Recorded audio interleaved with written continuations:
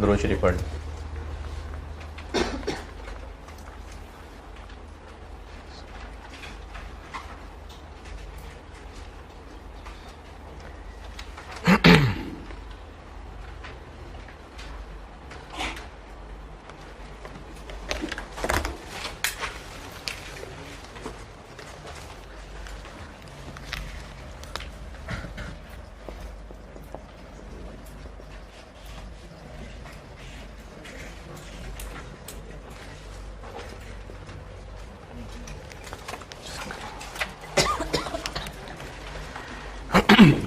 Activity based costing, ये syllabus में तो पिछले अटेम्प्ट में ही ऐड हो गया था, लेकिन आईकैप की बुक में इसका चैप्टर कोई नहीं था, तो इसलिए लास्ट टाइम ये इग्नोर्ड ही था। इस दफ़ा वो चैप्टर ऐड कर दिया। ये चैप्टर है क्या, इस पे बाद में करते हैं बात। पहले एक सवाल कराता हूँ आपको, और वो है क्वेश्चन नंबर 1 ऑटम 10 सितंबर 2010। क्वेश्चन नंबर 1 पढ़ने में करता हूँ। पहले उस क्वेश्चन को आपके प्रायर नॉलेज की बेस पे करूंगा, फिर बताऊंगा एक्टिविटी बेस्ड कॉस्टिंग क्या होती है। सितंबर 10 क्वेश्चन नंबर 1।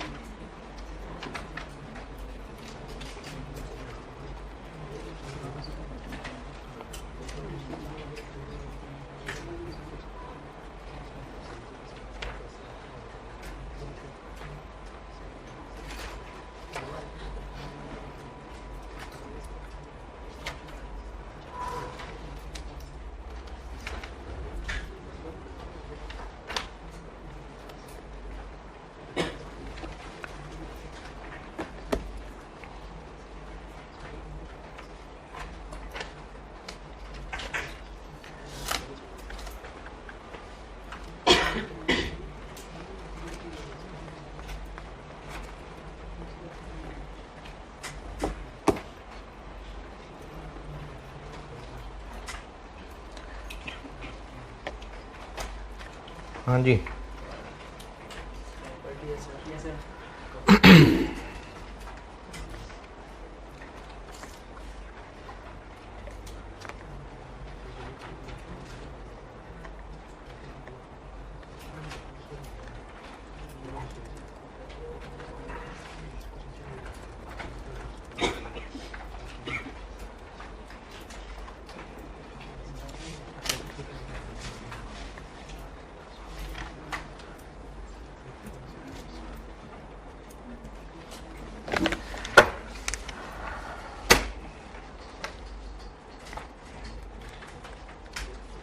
ठीक है, पढ़ लिया।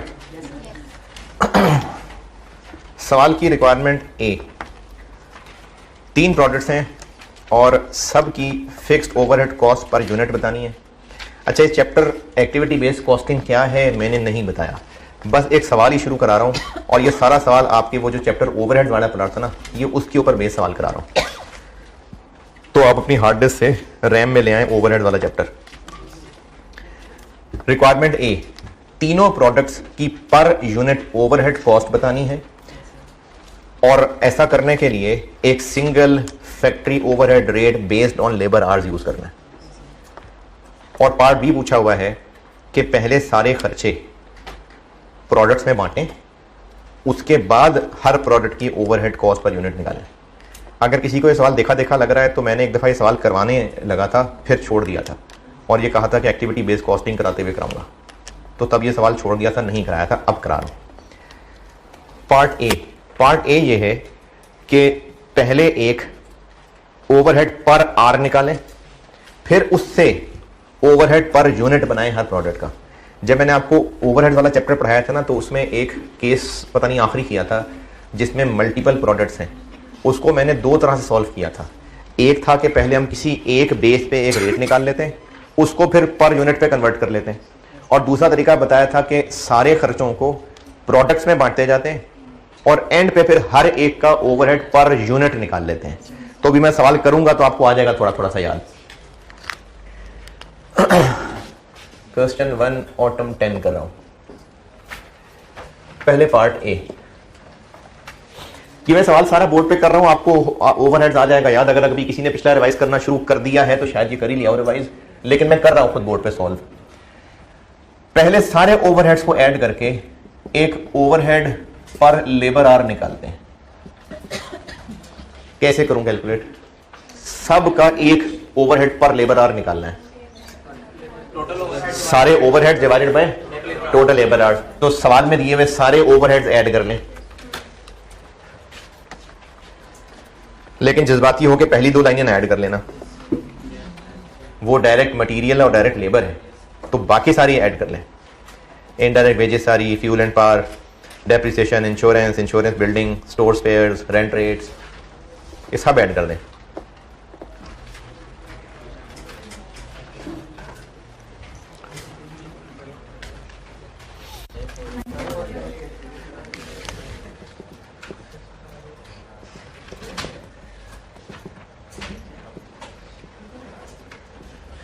जी 94880000। टोटल लेबर आज कैसे निकालें? देखें दूसरे टेबल में कुछ और आजमाई करें, कैसे पता चलेगा टोटल लेबर आज कैसे निकालें? हाँ जी, जितने आज पर यूनिट दिए हुए उनको यूनिट्स प्रोड्यूस से मल्टीप्लाई कर दें, तो टोटल आवर्स निकल आएंगे। ए के कितने यूनिट बने? 12,000। एक पे कितने लेबर आवर लगते हैं? 20। कितने हो गए? 240। बीटा के कितने यूनिट्स बने? 20,000। एक पे कितने लेबर आवर लगते हैं? 8। 5 1 लाख। गैमा के कितने यूनिट्स बने? 45,000। एक पे लगते हैं 4, 180,000। 520।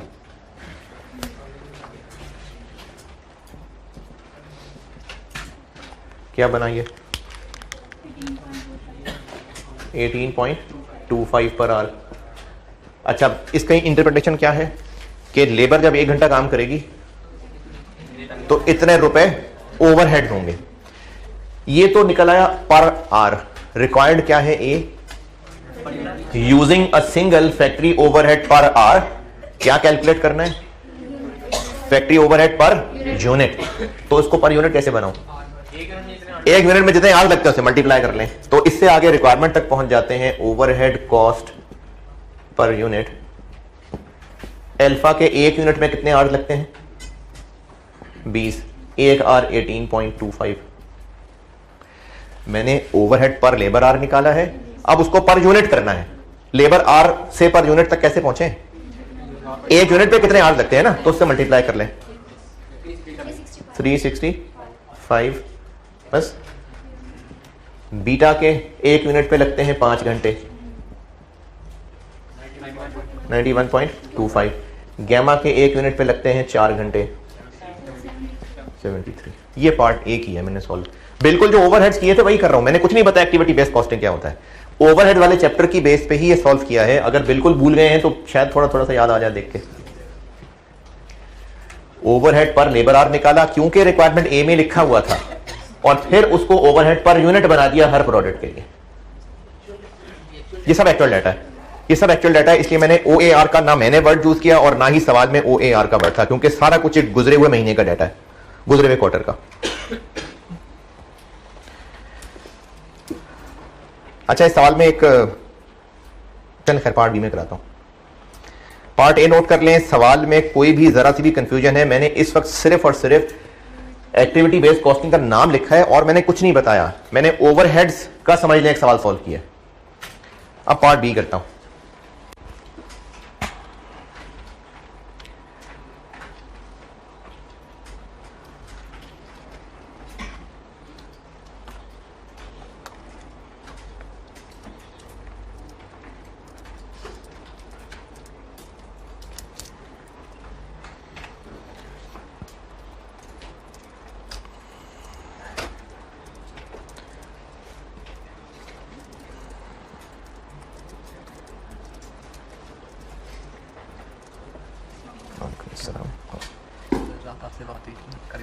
अच्छा अच्छा अच्छा, आप अभी सारा दिन कॉलेज में हो गया, लाइब्रेरी में पढ़े होगे या क्लास में होगे? क्लासेस भी हो रही हैं, फिर क्लास में लाइब्रेरी। वो नंबर आपके पास है या अब्बू के पास है? आपको के पास तो अगर आपके पास मैं आपसे बात कर दूँ। आप ऐसा करो कि मैंने ना अभी क्लास छोड़नी है। क्लास किस टाइम है आपकी? तकरीबन कोई खास क्लास में मैं लाइब्रेरी में होगा। शाम तक लाइब्रेरी में होंगे? मुझे ना मैसेज कर दो और बता दो अपना। अगर मेरा ज़ोहर तक मैसेज ना आया तो ख़ुद पूछ लेना, क्योंकि मैंने ना अभी क्लासेस रखी हुई हैं, मैं अभी समझ नहीं पा रहा कि मैं किस टाइम ब्रेक दूंगा। फिर जब ब्रेक दूंगा ना फिर आपसे बैठ कर बात करता हूँ। तो अगर आप सारा दिन कॉलेज में ही हो तो आप मुझे बस मैसेज कर देना, ठीक है? मिलते हैं।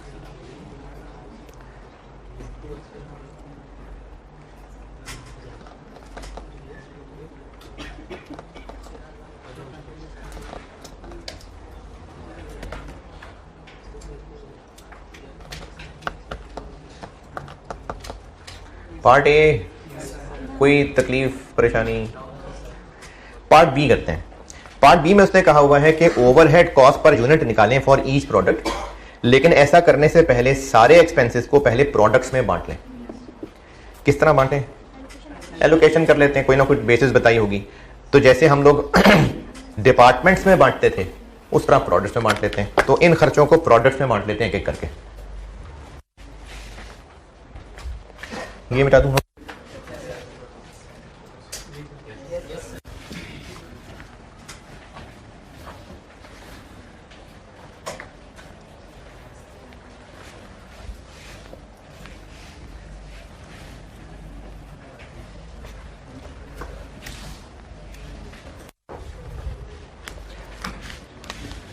पार्ट बी अंग्रेजी बेसिस टोटल अल्फा बीटा और गैमा। रुपीज़ हैं, 1000 रुपीज़ ही है ना? हाँ रुपीज़।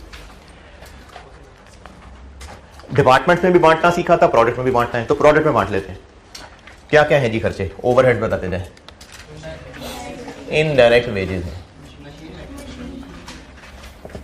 ये इनडायरेक्ट वेजेस हैं मुख्तलिफ डिपार्टमेंट के लोगों की। एक डिपार्टमेंट है मशीन मेंटेनेंस डिपार्टमेंट, ये सब उन्हीं की इनडायरेक्ट वेजेस के नीचे ना बताया मैं, 4 या 3 है पता नहीं, ये उनकी इनडायरेक्ट वेजेस हैं। ये इनडायरेक्ट वेजेस के नीचे डिटेल बताइए है। मेंटेनेंस वाले लोगों की वेजेस कितनी? 6 लाख। अब आप सवाल में देखें मशीन मेंटेनेंस के लोगों की वेजेस हैं, किस बेस पे बांटना बेस्ट है? मशीन की मेंटेनेंस, मशीन आर्स कॉस्ट पे बांटा करते हैं, इंश्योरेंस को। मेंटेनेंस को बांटते हैं जो मशीन जितनी ज्यादा चलेगी। सब भूल भाल गए, सब खत्म हो गया, बर्बाद हो गया सब।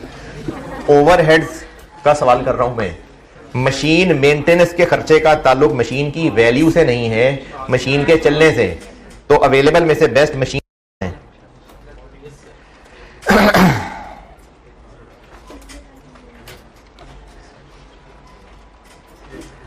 तो इस 6 लाख को बांट लेते हैं मशीन आर्ट्स की रेशो में। तो बेसिस में हम बता देंगे कि हम इसको मशीन आर्ट्स की रेशो में बांट रहे हैं। अच्छा, हम जब मशीन आर्ट्स की रेशो में बांट रहे हैं तो मशीन आर्ट्स दिए हुए हैं दूसरे बुलेट पॉइंट में, तो 6, 8, 10 की रेशो में बांट लें।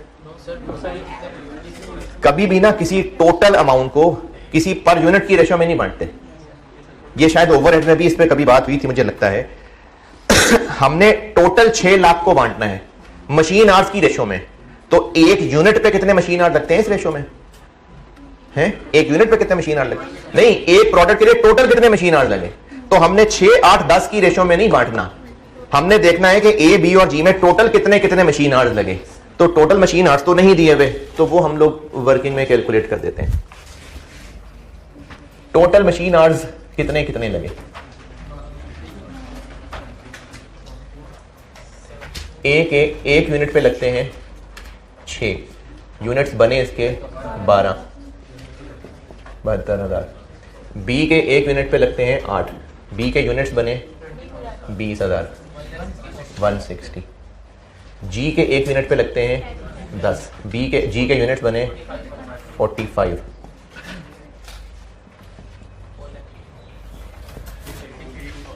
680। अच्छा, ये बात दोबारा देखिए, मशीन की मेंटेनेंस के लोगों की वेजेस बांटनी है, तो मशीन आवर्स 6, 8, 10 की रेशो में इसलिए नहीं बांटा क्योंकि ये तो एक यूनिट के आवर्स हैं। अब इस वक्त अल्फा के एक यूनिट में 6 घंटे लगते हैं, बीटा के 8 यूनिट अल्फा के एक यूनिट में 6 आवर्स लगते हैं, बीटा के एक यूनिट में 8 आवर्स लगते हैं और गैमा में 10। बज़ाहिर लग रहा है कि गैमा में बहुत टाइम लगता है, क्या पता गैमा के बने ही सिर्फ 100 यूनिट्स होते और अल्फा के हजारों यूनिट्स बन गए होते, तो फिर तो ज्यादा मेंटेनेंस अल्फा की मशीनों की करनी पड़ी होती। इसलिए 6, 8, 10 की रेशो में नहीं, टोटल कितने आवर्स लगे उस रेशो में। तो अब हमने इसको बांटना है इस रेशो में, तो 6 लाख को इस रेशो में बांट दें। 63343 14076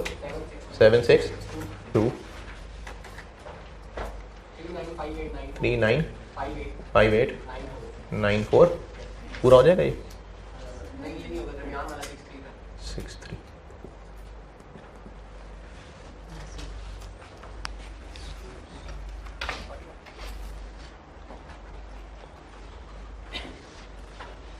लाख को रेशो में बांटा है,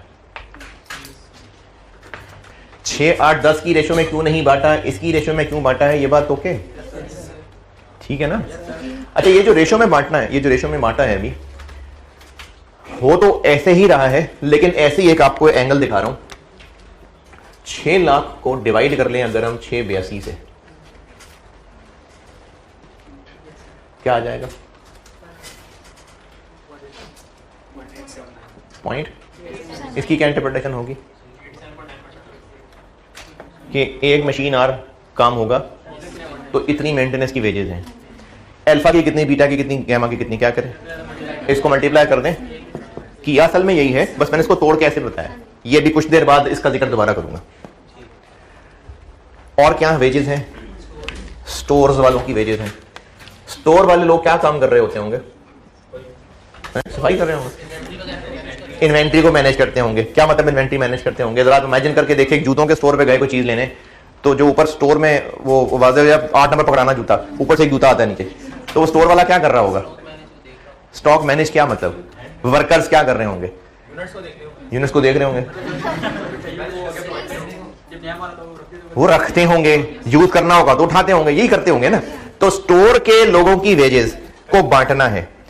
अब उसमें पूरे सवाल में से क्या बेस्ट लग रहा है? स्टोर कंजम्पशन नहीं, स्पेस यूटिलाइजेशन नहीं। स्पेस यूटिलाइजेशन का मतलब, जैसे अब ये रूम है, इस रूम के अंदर स्पेस ज्यादा है, साथ वाले रूम में स्पेस कम हो, लेकिन यहां पर मार्कर ज्यादा इस्तेमाल होते हो या यहां पर कम इस्तेमाल होते हो, साथ वाले कमरे में ज्यादा इस्तेमाल करते हो, तो वो स्टोर वाला जिसने मार्कर स्टोर करके रखे होते हैं और जरूरत पड़ने पे वहां से निकाल के लाके देता है, तो ज्यादा काम उस क्लासरूम के लिए कर रहा होगा जो रूम बड़ा है, फिर जिसपे मार्कर ज्यादा कंज्यूम हो रहे हैं। तो इसलिए अवेलेबल में से बेस्ट ये स्टोर कंजम्पशन। स्टोर कंजम्पशन दिया हुआ है बिल्कुल लास्ट में, स्टोर कंजम्पशन 720, 270। इसका मतलब है कि किस किस प्रोडक्ट के लिए कितने रुपए का सामान स्टोर से निकल के कंज्यूम हुआ। तो जिसका जितना ज्यादा सामान स्टोर से निकल के इस्तेमाल हुआ होगा, वर्कर्स ने उतना ही ज्यादा सामान उठा के दिया होगा। तो इसलिए अवेलेबल में से ये स्टोर कंजम्पशन बेस्ट है। तो स्टोर वाले लोगों की सैलरी बांट देते हैं स्टोर कंज्यूम की बेस पे। टोटल कितनी है स्टोर की वेजेस? 60, बस 360। और इसको बांट दें, ये जो एंड पे 720 और 270 और 810 जी, 144,000 540,000 ये 54,000 54,000 अच्छा 540 तो ही नहीं सकता 16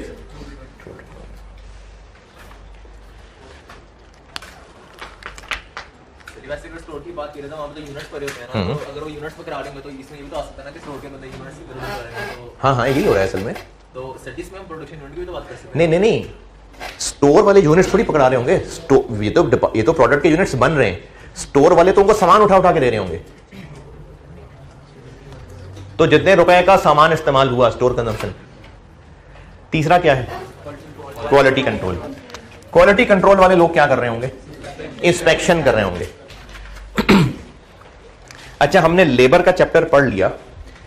वर्कर्स को जो पैसे दिए जा रहे होते हैं, दो तरह के सिस्टम चलते हैं, टाइम बेस्ड भी होता है और पीस वर्क भी होता है। ज्यादातर क्या था? ज्यादातर अब तक कॉस्ट अकाउंटिंग में क्या था? Time based. ज्यादातर वेज रुपए पर आवर होती थी। तो इस सवाल में बताना चाहिए था कि इंस्पेक्शन के लोगों को पैसे किस एतबार से दे रहे होते हैं। नहीं बताया तो बाय डिफॉल्ट आवर्स के हिसाब से।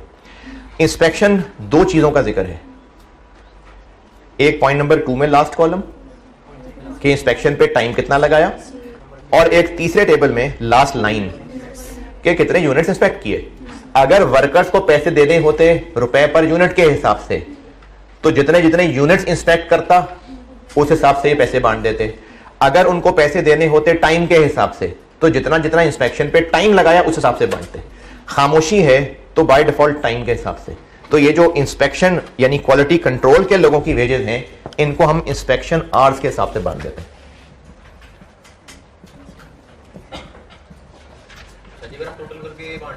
किसको टोटल करके बांट दें?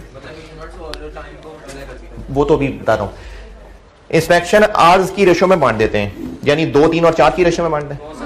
नहीं, वही बात जो यहां बताई थी, पर यूनिट की रेशो में नहीं, टोटल। तो टोटल कितना टाइम लगाया।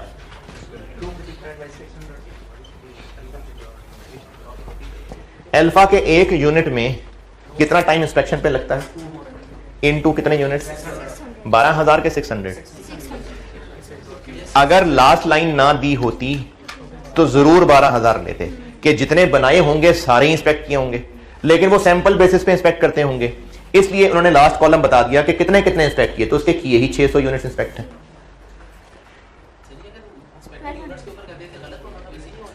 अगर इंस्पेक्टेड यूनिट्स की रेशियो में बांट देते, ये सवाल की गलती है, सवाल वाले को बताना चाहिए था। आप अगर इंस्पेक्टेड यूनिट्स की रेशियो में बांटते तो फिर ये नोट लिखते कि हम अज्यूम कर रहे हैं कि उनकी वेजेस यूनिट्स के हिसाब से हैं, तो भी ठीक होता। और बी के एक यूनिट पे इंस्पेक्शन का टाइम लगता है 4 इंटू कितने यूनिट इंस्पेक्ट किए? 3 इंटू 400। गैमा के एक यूनिट पे लगता है 4 इंटू 1350 5400। इस रेशो में बांटें। टोटल कितनी वेजेस हैं इन लोगों की? 468। तो इस रेशो में बांट देंगे 72,000 72,000 324।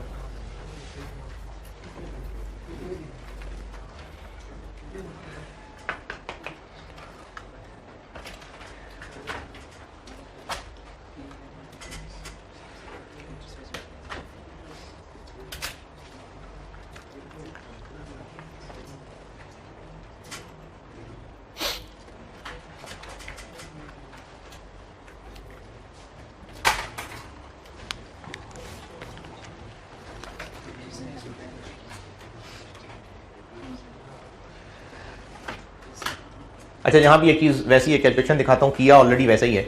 468,000 को 7800 में डिवाइड करें,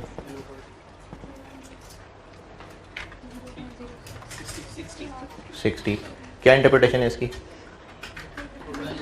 कि इंस्पेक्शन के एक आर के इतने पैसे देते हैं, और अल्फा बीटा गैमा करना हो तो मल्टीप्लाई बाय, तो वो यही आएगा। असल में ये रेशो में बांटना यही होता है कि इस पे डिवाइड और इनसे मल्टीप्लाई। ये कुछ देर बाद इस पे बात करता हूं। और कौन से लोगों की वेजेस हैं? क्लीनिंग। अच्छा, अब ये क्लीनिंग वाले लोग क्या करते होंगे? सफाई करते होंगे। जगह की सफाई के मशीनों की सफाई? मशीनों की सफाई भी तो हो सकती है। वो मेंटेनेंस में हो गया, वो मशीन मेंटेनेंस हो गई, तो फिर ये जगह की सफाई है। तो इसको किस बेस पे बांटना चाहिए? स्पेस, स्टोर नहीं, स्पेस। जिस प्रोडक्ट के लिए जितनी जगह घेरी हुई है, जगह की उतनी ही सफाई, तो इसको हम बांट देते हैं स्पेस यूटिलाइज की बेस पे। टोटल कितना है क्लीनिंग? 4 लाख। और स्पेस यूटिलाइजेशन दी हुई है आपको परसेंटेज में, फैक्ट्री स्पेस यूटिलाइजेशन परसेंटेज में दी हुई है। तो इधर आ जाएगा 160, 140, 1 लाख।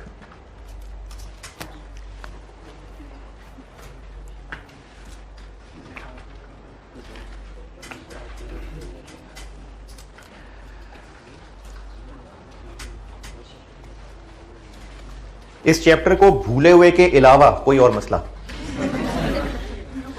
ओवरहेड्स ही कर रहा हूं अभी तक।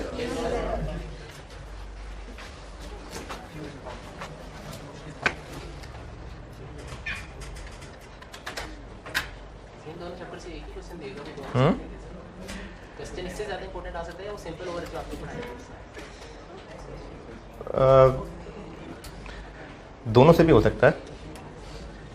अच्छा, ये इस चैप्टर के बारे में मेरी एक गलती है, ये ना मुझे तभी कराना चाहिए था, लेकिन तब तक मैंने इसको देखा नहीं हुआ था, नया चैप्टर आया था, तो वो मैंने कहा चलो एंड पे देखते हैं। तो वो जब एंड पे देखा तो ये वही था, तो ये तब करा देना चाहिए था, लेकिन ठीक है कोई बात नहीं, अब सही। हाँ जी, इनडायरेक्ट वेजेस हो गई पूरी। इनडायरेक्ट वेजेस से रिलेटेड कोई भी एतराज़, इख्तलाफ, तकलीफ। Fuel and power, fuel and power को बांट लेते हैं। अगर वो किलोवाट आवर्स दिए होते तो उससे बांटते, लेकिन नहीं है तो मशीन आवर्स, और मशीन आवर्स यही है जो वर्किंग 2 में निकाले हुए हैं। टोटल कितना है? 28 लाख। लेकिन अगर पावर की बात की जाए तो मतलब ये स्पेस भी तो हो सकता है कि अगर कोई जगह में ज्यादा लगा तो हम ज्यादा नहीं, फ्यूल एंड पावर पंखे लाइटें नहीं होते ना, भूल गया ना चैप्टर। फ्यूल एंड पावर होती है मशीनरी की बिजली, वो जो पंखे लाइटें होते हैं वो इलेक्ट्रिसिटी होती है, उसको जरूर हम स्पेस यूटिलाइज पे बांटते हैं। ये मशीनों की बिजली होती है, तो इसको किलोवाट आवर्स दिया हो तो उस पर, नहीं तो मशीन आवर्स। मशीन आवर्स पे बांटे 29560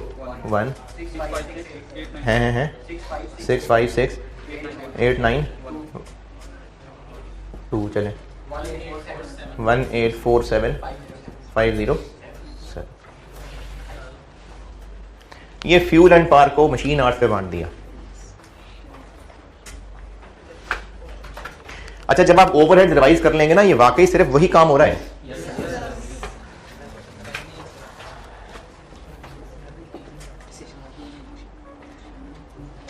प्लांट एंड मशीनरी की डेप्रिसिएशन अगर एसेट की वैल्यू दी हो तो वैल्यू पे बांटते हैं, और वो दी हुई है 0.3 में।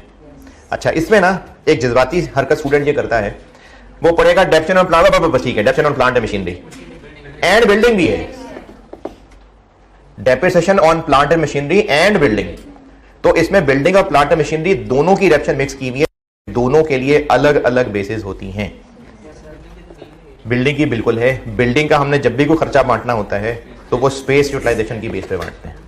अब रहा मसला कि बिल्डिंग की डेप्रिसिएशन अलग कैसे करें, अभी कर लेते हैं। इसमें एक एडजस्टमेंट कर लें, ये सवाल की गलती है, और ये वाकई ही सवाल में उसने गलती हुई थी, क्योंकि सोल्यूशन बना, जब आईकैप का सोल्यूशन देखा है तो उससे अंदाजा हो रहा है कि उसने सवाल में वाकई गलती हो गई थी। ये जो बिल्कुल एंड पे डेप्रिसिएशन का रेट दिया हुआ है 10% पर एनम, सारा सवाल क्वार्टर का हो रहा है, ऊपर सारा कुछ क्वार्टर का दिया हुआ है, तो उसको डेप्रिसिएशन रेट या तो पर क्वार्टर देना चाहिए था, या फिर पीछे सवाल सॉल्व करते हुए 10% लगा के 3/12 कर लेना चाहिए था। तो वो दोनों में से कोई काम नहीं किया हुआ, तो सोल्यूशन की बजाय क्वेश्चन ही अमेंड कर लेते हैं, 10% पर क्वार्टर कर दें इसको। आप इसका सही सोल्यूशन जब करते हैं तो आप यकीनन इसको पर एनम ही लेते, और डेप्रिसिएशन आप 3/12 करके ही कैलकुलेट करते। मैं सिर्फ सोल्यूशन ताकि बोर्ड पे जो कर रहा हूं पीछे कभी को देख ही रहता है तो वो मैच ही रहे, इसलिए सवाल चेंज कर रहा हूं। कम चेंजेस करनी पड़ेंगी, बस एक वर्ड ही चेंज करना पड़ेगा, वरना सोल्यूशन में ज्यादा चेंजेस करनी पड़ेंगी। तो आखिरी लाइन सवाल में डेप्रिसिएशन जो दी है उसको 10% पर क्वार्टर कर लें जी। डेप्रिसिएशन प्लांट एंड मशीनरी की अलहदा बेस पे बांटनी है और डेप्रिसिएशन बिल्डिंग की अलहदा बांटनी है। डेप्रिसिएशन प्लांट एंड मशीनरी देखते हैं पहले। डेप्रिसिएशन प्लांट एंड मशीनरी के लिए कॉस्ट ऑफ मशीनरी, तो तीनों प्रोडक्ट्स पे कितनी कितनी मशीनरीज हैं उनकी कॉस्ट 0.3 में दी हुई है। 6 मिलियन अल्फा के लिए है, 4 मिलियन बीटा के लिए है, 3 मिलियन गामा के लिए, और इनकी डेप्रिसिएशन का रेट भी बताया हुआ है कितना, 10%। तो सिंपली इनके ऊपर 10% लगा देते हैं, तो इधर कितनी आ जाएगी, 6 लाख, 4 लाख, 3 लाख। देखें तीनों प्रोडक्ट्स की ना मशीन की कॉस्ट बताई हुई है, और उसी के नीचे कहा हुआ 10% है मशीन डेप्रिसिएशन का रेट, तो उनकी कॉस्ट पे 10% लगा दें तो हर एक की डेप्रिसिएशन आ गई। किस बेस पे बांटा है इसको, दिया हुआ है, डेटा दिया हुआ है, सिर्फ 10% लगाया हमने। इन सबको ऐड करिए,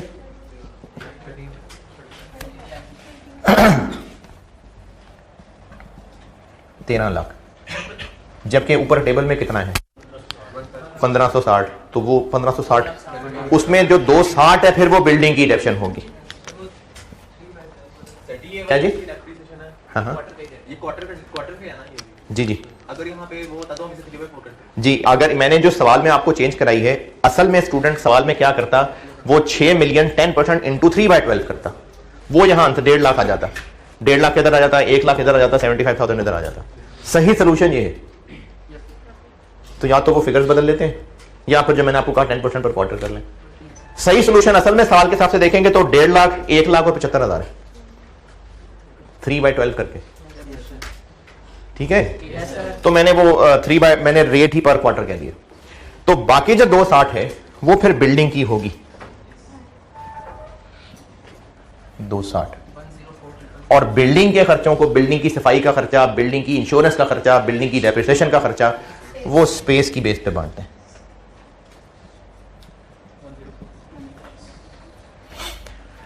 जी 104,000 9 91,000 65,000।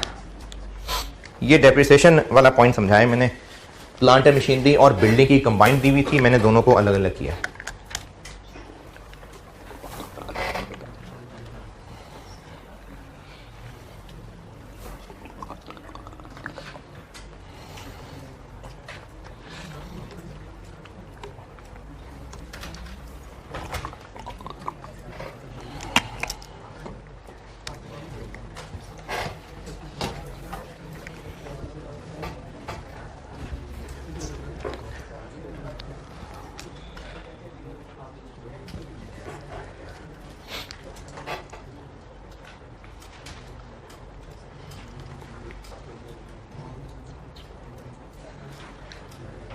अगला खर्चा इंश्योरेंस, प्लांट एंड मशीनरी की इंश्योरेंस। इंश्योरेंस का ताल्लुक होता है एसेट की वैल्यू से, तो उसके लिए cost of plant and machinery. Machinery की इंश्योरेंस का ताल्लुक मशीनरी की वैल्यू से, जितनी महंगी मशीन उतना ज्यादा इंश्योरेंस प्रीमियम। टोटल कितनी इंश्योरेंस है 2, मशीन की कॉस्ट की रेशो में बांट दें 643 11 0 769 73846 55385।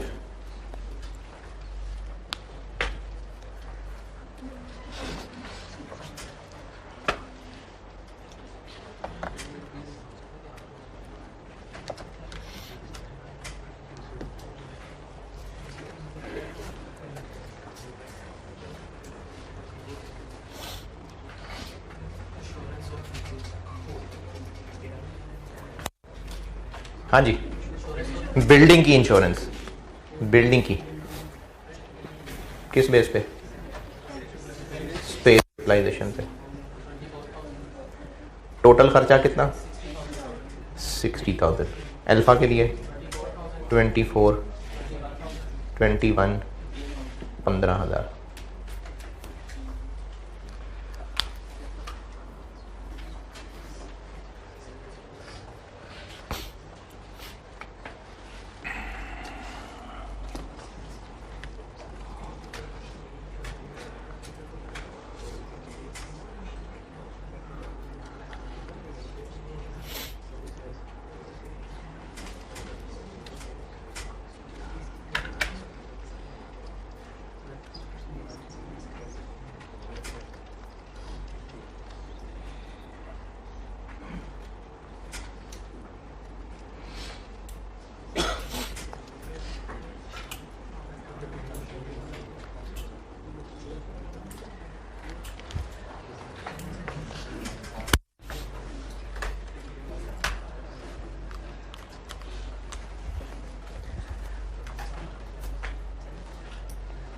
नोटेड।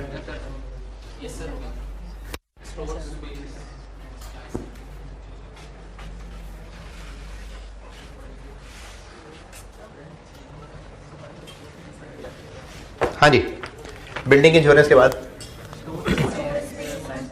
Stores consumed. इसको स्टोर कंजम्पशन की रेशियो में बांट के आप देखेंगे तो आपको पता लगेगा वो यही है असल में। वो असल में इन्हीं का ही ब्रेकअप दिया हुआ है। कितना? 18,720,000 टू 8। ये जिनको 3 जीरो नजर नहीं आ रहे वो पीछे अंग्रेजी के साथ लिखे हुए हैं।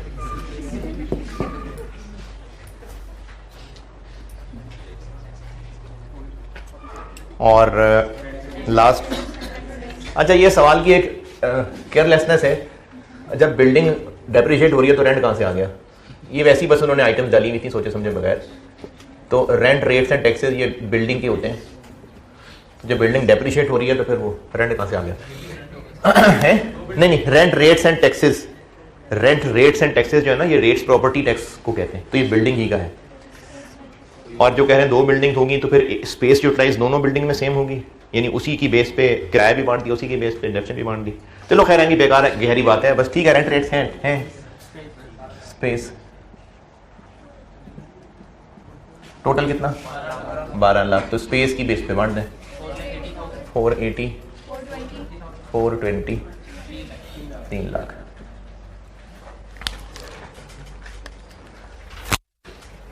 सारे हो गए ना पूरे? प्रोडक्ट्स का टोटल कर लें।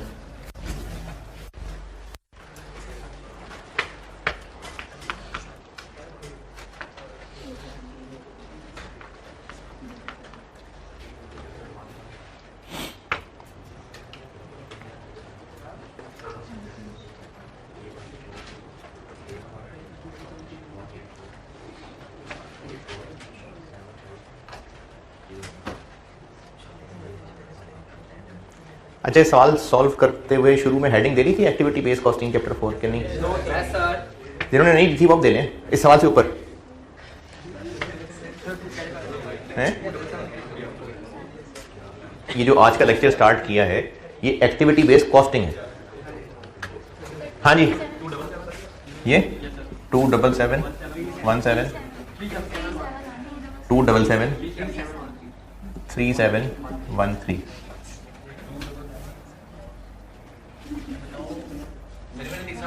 जी बताएं। 437 4786। दूसरा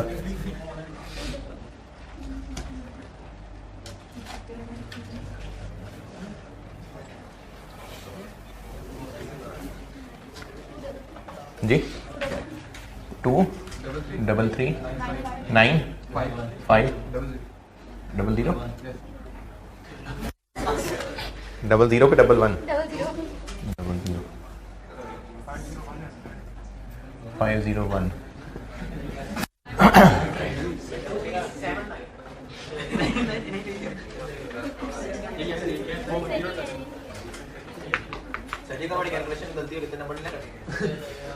कैलकुलेशन में अगर गलती हो गई तो फिर लाइफ टाइम के लिए सीए बैन कर देंगे। वो कोई बात नहीं, अगर गलती हो जाएगी तो क्या।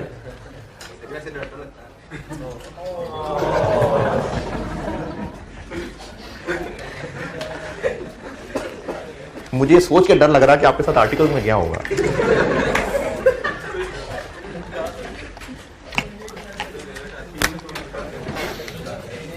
ओवरहेड कॉस्ट पर यूनिट पूछी है, बिल्कुल ठीक है। यूनिट से डिवाइड कर देते हैं। यूनिट्स दिए हुए हैं, इसके हैं 12,000, 20,000 और 45,000। ये ओवरहेड्स आ गए सारे बांटने के बाद। ये यूनिट्स हैं और पूछी थी requirement overhead cost per unit, तो इनको यूनिट से डिवाइड कर दें तो वो एफओएच कॉस्ट पर यूनिट आ जाएगी।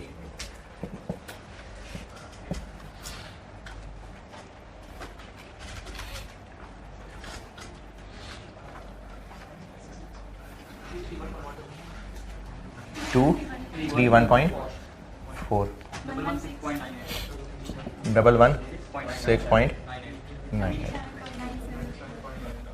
97.9 2 2।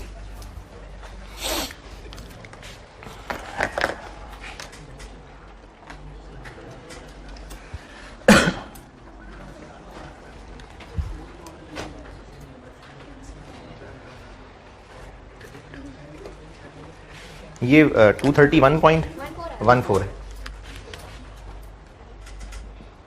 ये सवाल की रिक्वायरमेंट थी। इसको नोट पूरा कर लीजिए पहले, यहां तक इसकी कैलकुलेशन में कोई जरा सी भी कंफ्यूजन है तो पूछ लीजिए। मैंने सब वही किया है जो ओवरहेड्स में ही सिखाया था। इसको पूरा जो भी नोट कर रहे हैं पूरा कर ले, फिर बताता हूं कि एक्टिविटी बेस्ड कॉस्टिंग क्या है।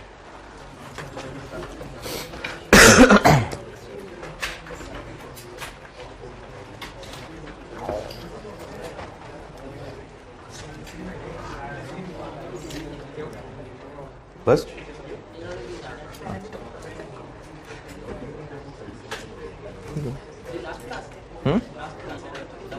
हाँ क्या हुआ? हाँ वो अलग से कराऊंगा रिकॉर्ड, अभी FR 1 खत्म करके कराऊंगा। नहीं भी मैंने FR 1 रखनी है, उनसे फारिग होकर फिर कराऊंगा रिकॉर्ड नसीहतें। जल्दी जल्दी।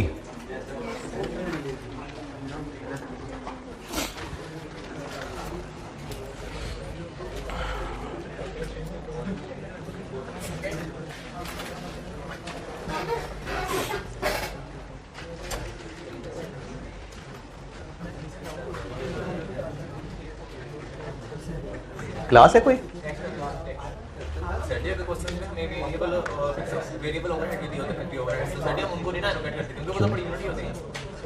नहीं अच्छा, ये जो ओवरहेड्स यहां लिखे हैं ये सारे फिक्स ओवरहेड्स तो नहीं लिखे, तो ओवरहेड्स हैं, वेरिएबल भी होंगे इनमें। लेकिन हमने तो प्रोडक्ट वाइज बांटा है ना उनको।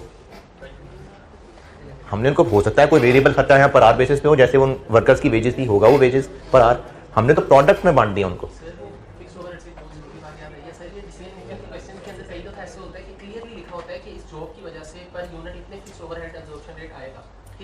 एब्जॉर्प्शन रेट, एब्जॉर्प्शन वो होती है जो कि फिक्स्ड ओवरहेड्स वैसे भी होने थे, बस वैसे ही बर्दाश्त इनको करने पड़ने थे। देखो जो चीज मेरी अपनी है ना, मेरा अपना खर्चा है, उसके लिए ये वर्ड नहीं होगा मुझे खर्चा बर्दाश्त करना पड़ा। बर्दाश्त वही होगा जब दूसरे की कोई चीज बर्दाश्त करनी पड़ती। तो फिक्स्ड ओवरहेड एब्जॉर्ब करने पड़ रहे होंगे जो वैसे भी होने थे, बस वो चार्ज इसको करने थे, तो इसलिए वो रेलिवेंट नहीं होता कभी भी। एलोकेटेड, एब्जॉर्ब, ये इसलिए रेलिवेंट नहीं होता कि ये वैसे भी होने होते हैं।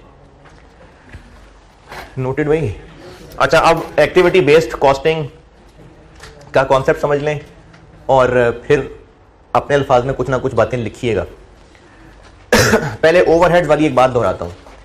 ओवरहेड्स वाले चैप्टर में हम लोग बांटते थे ओवरहेड्स को डिपार्टमेंट्स में, और डिपार्टमेंट्स में बांटने के लिए यही मेहनत कर रहे थे, लेकिन वो डिपार्टमेंट्स में बांटने के लिए थी। एक बार जब डिपार्टमेंट्स में बांट लिया, उसके बाद हर डिपार्टमेंट का रुपीज पर आर निकल आया, rupees per labour hour, rupees per machine hour. फिर प्रोडक्ट तक कैसे पहुंचे? आर्स के जरिए ही प्रोडक्ट तक पहुंचे। ओवरहेड्स वाले चैप्टर में, ओवरहेड्स वाले चैप्टर को ना डिपार्टमेंटलाइजेशन भी कहते हैं, उसमें हम लोग ओवरहेड्स को बांटते थे डिपार्टमेंट्स में, पीडीज, एसडीज। फिर एक बार जब डिपार्टमेंट्स में बंट जाते थे तो उन डिपार्टमेंट्स से प्रोडक्ट तक कैसे पहुंचेगा? OAR per hour for department, OAR per unit तक कैसे पहुंचेगा? उसी आर्स को यूज करके। यानी प्रोडक्ट के साथ इन ओवरहेड्स का रिलेशन सिर्फ लेबर आर्स से जोड़ दिया। ओवरहेड्स वाले चैप्टर में सारे ओवरहेड्स को डिपार्टमेंट्स में बांटा। जब डिपार्टमेंट्स में बांट रहे थे तो फिर जरूर इस तरह से लिंक बनाया था कि जिस डिपार्टमेंट में जितने ज्यादा मशीन आवर्स, जिस डिपार्टमेंट में जितनी ज्यादा स्पेस, जिस डिपार्टमेंट में जितनी ज्यादा कॉस्ट ऑफ मशीनरी। लेकिन जब डिपार्टमेंट्स में बांट लेते थे फिर अल्टीमेटली प्रोडक्ट तक कैसे लिंक जोड़ते हैं, जिसके हिसाब से OAR निकला होता है। अगर OAR पर लेबर आर निकला होता है तो लेबर आर से जिस प्रोडक्ट में ज्यादा लेबर आर्स लग रहे हैं उसका OAR ज्यादा हो जाएगा, जिसमें कम लेबर आर्स लग रहे हैं। तो ओवरहेड्स वाले चैप्टर में प्रोडक्ट की कॉस्ट तक पहुंचने के लिए ब्रिज बीच में क्या है? आर्स। ये जो इस वक्त हमने सवाल काम किया, इसमें डिपार्टमेंट्स को लिफ्ट ही नहीं करवाई, इसमें क्या किया, सब ओवरहेड्स को डायरेक्टली प्रोडक्ट के साथ ताल्लुक बनाया कि हर ओवरहेड का प्रोडक्ट के साथ क्या ताल्लुक बनता है, और उस बेस पे बांटा। डिपार्टमेंट्स निकल गए बीच में से, इसको एक्टिविटी बेस्ड कॉस्टिंग कहते हैं। ये एक्टिविटी बेस्ड कॉस्टिंग था। ये जो पार्ट बी सॉल्व किया ना सवाल का, ये एक्टिविटी बेस्ड कॉस्टिंग थी कि ओवरहेड्स को प्रोडक्ट में बांटने के लिए डिपार्टमेंट्स को निकाल दें बीच में से, ओवरहेड्स का प्रोडक्ट से रिलेशन बनाए, प्रोडक्ट से, और उसकी यहां किसी ना किसी बेसिस से एलोकेशन की है। ओवरहेड्स और प्रोडक्ट के दरमियान में डिपार्टमेंट्स की दीवार डालें। ओवरहेड्स वाले चैप्टर में ओवरहेड्स पहले डिपार्टमेंट से बढ़ते हैं, फिर प्रोडक्ट तक आते हैं। एक्टिविटी बेस्ड कॉस्टिंग ये कहती है कि डिपार्टमेंट्स को निकालें बीच में से, ओवरहेड्स का प्रोडक्ट से डायरेक्ट रिलेशन लें, जैसे इस सवाल में किया, और फिर जब प्रोडक्ट्स को बंटेंगे ओवरहेड्स, इसको एक्टिविटी बेस्ड कॉस्टिंग कहेंगे। यानी जो अभी इस वक्त ओवरहेड कॉस्ट पर यूनिट निकाली है, ये एक्टिविटी बेस्ड कॉस्टिंग मेथड से निकाली। फर्क आ जाएगा, आप अभी देख लो बेशक। जिस सवाल अभी पार्टी ने क्या किया है, हमने सारे ओवरहेड्स को आर्स, लेबर आर से लिंक कर दिया बस, और फिर उस लेबर आर के जरिए प्रोडक्ट तक पहुंचे। ओवरहेड्स और प्रोडक्ट का ताल्लुक सिर्फ लेबर आर से जुड़ा, उसका आंसर और आ रहा था। पार्ट 1 का आंसर देखो और आ रहा है, दोनों है, मैनेजमेंट की मर्जी। लेकिन जब हर खर्चे का प्रोडक्ट से अलग अलग रिलेशन बनाया, अकॉर्डिंग टू जो उनका रिलेशन बनता था, आंसर चेंज हो गया। तो इसलिए एक्टिविटी बेस्ड कॉस्टिंग, वो जो पहले हम पढ़ते आए थे ना, उसका वो अब्जॉर्प्शन कॉस्टिंग होती है असल में। ये एक्टिविटी बेस्ड कॉस्टिंग है कि जिसमें ओवरहेड्स को डिपार्टमेंट्स वाले चैनल से गुजारने की बजाय डायरेक्टली प्रोडक्ट से रिलेट करके उनमें बांट दें, और फिर फाइनली जो ओवरहेड पर यूनिट निकलेगा, तो ये एक्टिविटी बेस्ड कॉस्टिंग है। और बस यही एक्टिविटी बेस्ड कॉस्टिंग है।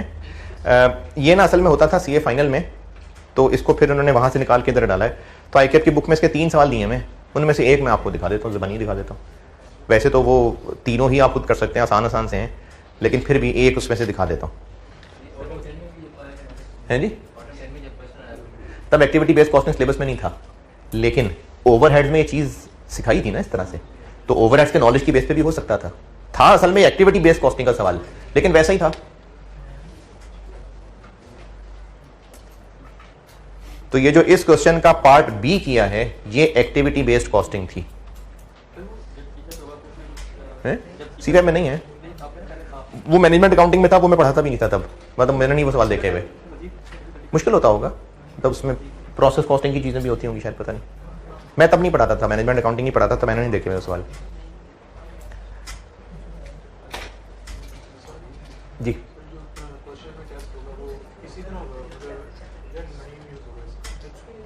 हाँ।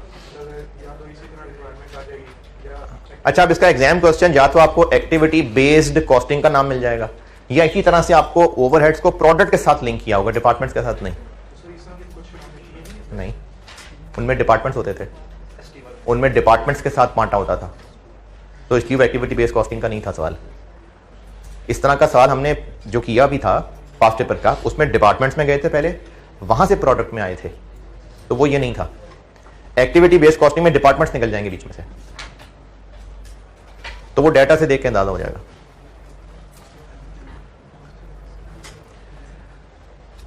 अच्छा, इसमें जो इस चैप्टर में 2 नाम यूज किए मैं वो आपको बता देता हूं। ये जो नाम है ना, ये कॉस्ट पूल है। एक्टिविटी बेस्ड कॉस्टिंग में जिन खर्चों को बांटना है वो कॉस्ट पूल है। Cost pool, pool swimming pool, cost pool. और ये जिस बेस पे बांटना है इसको कॉस्ट ड्राइवर कहते हैं। एक्टिविटी बेस्ड कॉस्टिंग में 2 टर्म्स इस्तेमाल हुई हैं। जिन खर्चों को, यानी जिन कॉस्ट को हमने बांटना है वो कॉस्ट, यानी ये फ्यूल एंड पावर एक कॉस्ट पूल है, डेप्रिसिएशन एक कॉस्ट पूल है, रेंट रेट से कॉस्ट पूल है, यानी कॉस्ट इस नाम से खर्च एक्यूमुलेट हो रहा है। जो खर्चे का अकाउंट नेम है वो कॉस्ट के उस नाम से खर्चे सर इसमें पूल करते जा रहे हैं, और जिस बेस पे बांटना है वो कॉस्ट ड्राइवर है। हाँ लिख सकते हैं, कॉस्ट पूल कॉस्ट ड्राइवर लिख सकते हैं। जिन बेसिस पे बांटना है वो कॉस्ट ड्राइवर है। ये टर्म्स इसलिए याद रखने क्योंकि सवाल में टर्म्स हो सकती हैं।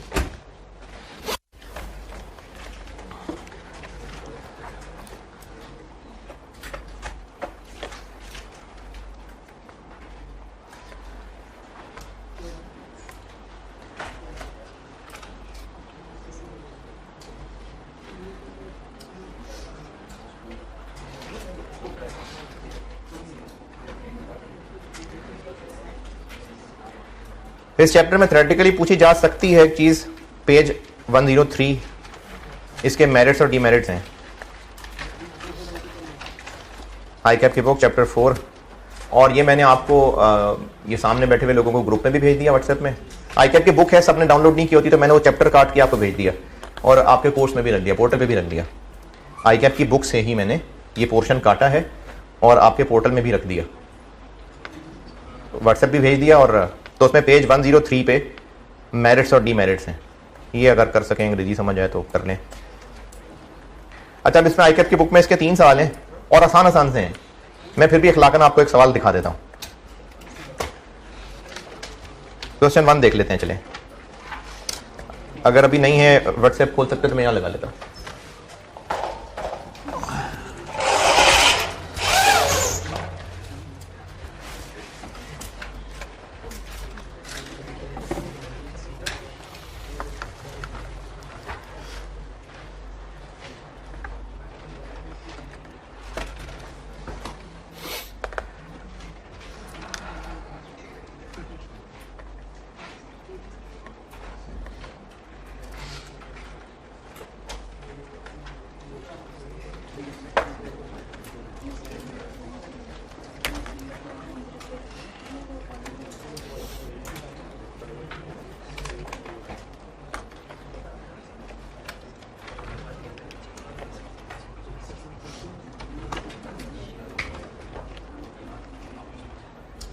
लाइट बंद कर। मैंने आप लोगों को फाइल भेजी है, अगर अभी खोल लेते हैं तो बेशक वहां से पढ़ लें, नहीं तो यहां से पढ़ लें।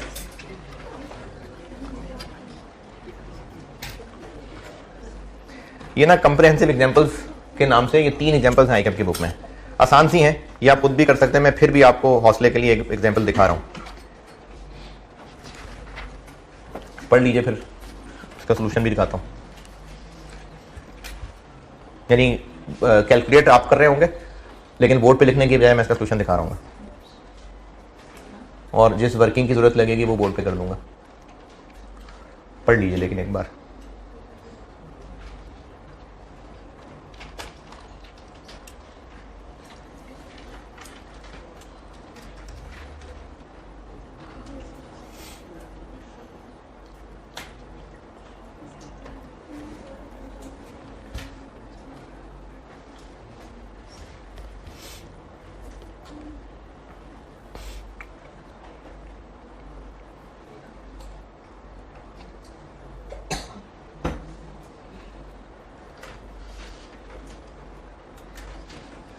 जिसकी इंग्लिश फंस कर चलती है और वो पहले पैराग्राफ में फंसा रह जाए। हम गीगान का ऑपरेशन है और हम लोग पेंट करके देते हैं, तो हमारे 3 कस्टमर्स हैं और वो बनाते हैं ये 3 प्रोडक्ट्स, और वो जब बना लेते हैं तो हमसे पेंट करवाने आते हैं। यानी हमारा काम है इन 3 प्रोडक्ट्स को पेंट करके देना, तो हमारी सेल्स हैं जो हम पेंट के पैसे लेते हैं। ये 3 प्रोडक्ट्स हैं 3 कस्टमर्स के और हम इनको पेंट करके देते हैं। इसको पेंट करने के लिए 6 कोट लगते हैं, कोट समझते हैं? क्या? हाँ, मतलब आप कह रहे 6 दफा करना पड़ेगा, और इसके लिए 4 और इसके लिए 3 कोट्स लगते हैं, और बाकी फिर ये खर्चे और वो इन्फॉर्मेशन दी हुई है। इसके एक कोट के लिए 1 यूनिट के लिए सॉरी इतना पेंट लगता है, इसके लिए इतने लीटर पेंट लगता है, इसके लिए इतने लीटर पेंट लगता है, और बाकी ये और मजीद बेसिस बताई हुई हैं कि हमने इस महीने में इसके इतने यूनिट्स पेंट किए। पेंट बैचेस में हम इस्तेमाल करते थे, इतने बैचेस पेंट के इस्तेमाल हुए। मशीन का जो अटेंडेंट था, जो मशीन का ऑपरेटर था, उतना उसका टाइम लगा, और पेंट की कॉस्ट इतनी आई 1 यूनिट को पेंट करने की। अब आगे करना क्या है? ये ओवरहेड्स हैं, ये तीनों ओवरहेड्स हैं, और इन ओवरहेड्स यानी कॉस्ट पूल्स के ड्राइवर्स ये हैं नहीं, एक्टिविटी बेस्ड कॉस्टिंग जो है ना वो गुजरे हुए पीरियड की कॉस्ट, बेसिकली वो गुजरे हुए की है, लेकिन सवाल में बजट डाटा भी हो सकता है। ये ओवरहेड्स हैं और ये उनको बांटने का रिलेशन है। अगर ये ना भी बताया होता तो ये जो पेंट होता है वो बैचेस में होता होगा। पेंट ठीक हो रहा है कि नहीं हो रहा, क्वालिटी कंट्रोल, इसका बेस्ट ताल्लुक इससे है, ये हो सकता है क्वालिटी इंस्पेक्टर को हम बुलाते हो, वो चेक करता हो, सुपरविजन करता हो, तो इसके लिए ये बैचेस बेस्ट रिलेशन है, उसने खुद भी बता दिया। वैसे इलेक्ट्रिसिटी, बिजली कितनी इस्तेमाल होगी, बिजली कितनी इस्तेमाल होगी, जितने यूनिट्स पेंट करेंगे, जितनी दफा पेंट करेंगे, तो कोट्स ऑफ पेंट, और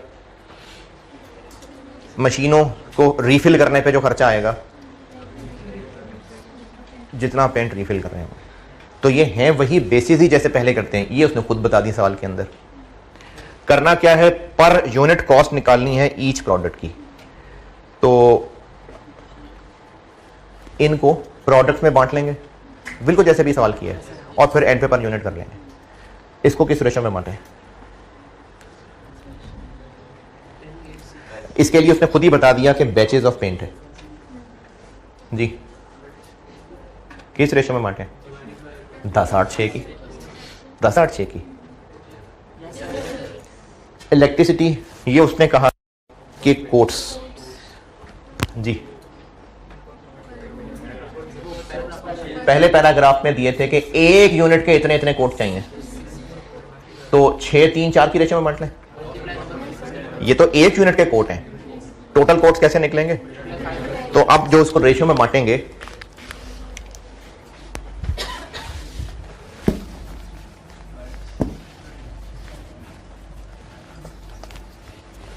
लाइट G101 के कितने यूनिट्स, 500 बने, एक पे कोट लगते हैं 6, G102 पे 400 और एक पे कितने कोट लगते हैं, 4, और G103 300 बनाए, एक पे कोट लगते हैं 3।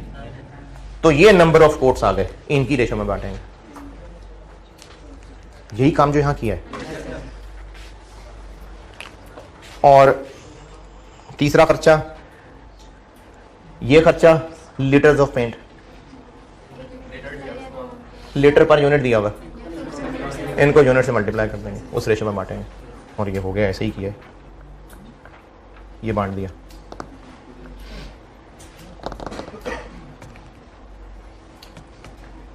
ये बांटा, लेकिन पूछा सवाल में ओवरहेड कॉस्ट पर यूनिट नहीं था, कॉस्ट था, तो पेंट की कॉस्ट भी आएगी, ये मटेरियल है, लेबर की कॉस्ट भी आएगी, और ये ओवरहेड्स भी आएंगे। सिर्फ ओवरहेड पर यूनिट नहीं पूछा था, वो तो ये है, ये मटेरियल है ना, पेंट लगेगा, ये दिया हुआ है, लेबर के आर्ट दिए हुए हैं, ये पर आर रेट है उनका, तो ये पूरी कॉस्ट पर यूनिट बनी। ये बस हो गया। नहीं यकीन तो एक और सवाल देख लें, हैं? अच्छा, अब ये जो रेशो में बांटना है हमने, ये नंबर ऑफ कोट्स जो मैंने निकाले हैं, ये वर्किंग मैंने जो work code number of coat निकाले, वो जो 10/8/6 की रेशो में बांटना था, वो है 10/8/6, यानी हर एक को उन्होंने अलग वर्किंग में करके दिखा दिया। इसको हमने 10/8/6 की रेशो में बांटना था, ये वो बांटा हुआ है। फिर इसको ये 3000, 1600, 900 जो वहां मैंने किया है, ये इसकी रेशो में बांट दिया। इसी तरह लीटर्स की जो मैं बात कर रहा था, वो इसकी रेशो में बांटा। यही है एक्टिविटी बेस्ड कॉस्टिंग। अच्छा, यहां पर देखते हैं, ये क्वेश्चन नंबर 2 देखें, पूरा पढ़ने की भी जरूरत नहीं है। ये इधर खर्चे थे और इन खर्चों को इन तीनों में इस रेशो में बांटना था। कैसे बांटेंगे, जैसे ये है इलेक्ट्रिसिटी का खर्चा किस रेशो में बांटा, लाइट नंबर ऑफ कोट्स, तो उसको इस रेशो में बांट दिया। ये क्या बनी, 55